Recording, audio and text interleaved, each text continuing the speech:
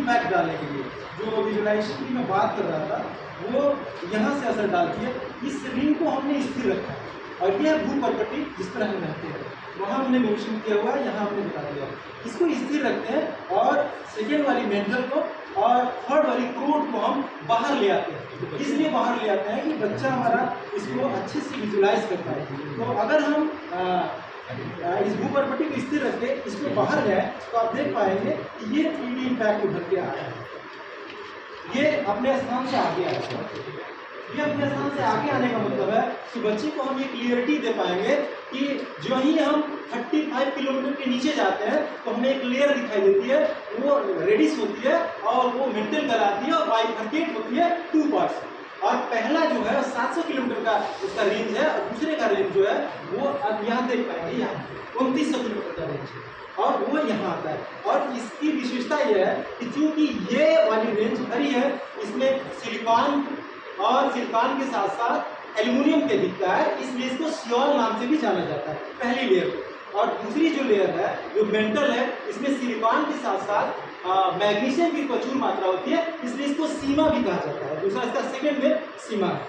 और जो तीसरी लेयर है जिसको मैं दूसरा बाहर ले आ रहा हूँ, आप देख पाएंगे ये आप देखिए इस तरह से तीनों लेयर हमारी अलग अलग है।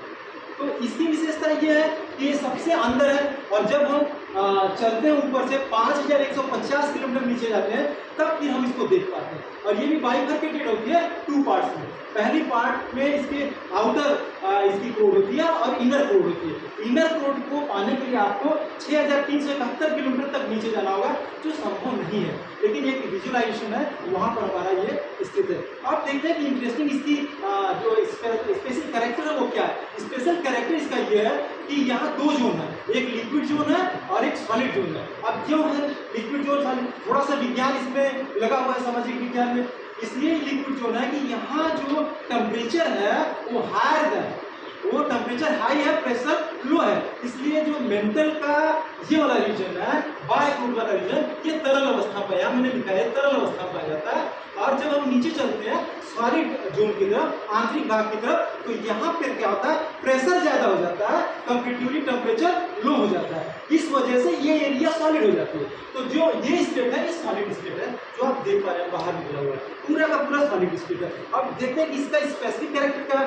इस एरिया में चूंकि सॉलिड होता है और ये ठोस होता है, भारी होता है और इसमें ग्रेविटी ज़्यादा होता है, तो यहाँ पर 2 मेटल प्रचुर मात्रा में पाए जाते हैं, निकिल और आयरन। इसमें इसको निफे भी कहा जाता है, इसका जो दूसरा नाम है वो निफे है। तो ऐसे हो, अगर आप पृथ्वी की आंतरिक संरचना के बारे में सिर्फ जाएं पिन पॉइंटेड लर्निंग आउटकम के, तो हमारे बच्चे बाइफरकेट कर पाते हैं तमाम इसकी लेयर्स को और समझ पाते हैं। और जो मैंने 2 मिनट के वीडियोस आपको देने हैं उसमें मैंने वो गतिविधि दिखाई है कि कैसे हर बच्चा इन लेयर्स को अलग कर लेता है, उनके विशेषताओं को बता लेता है। और इन इनम और इन मॉडल्स की सहायता से मैंने उनके अंदर ये लर्निंग आउटकम घटित कराया है। और उम्मीद करता हूँ कि यहाँ आए हुए लोगों को से मैं सीख के जाऊँगा। अगर शायद इसमें आप लाइक कुछ होगा तो आप सीख के जाएंगे। Thank you so much ma'am.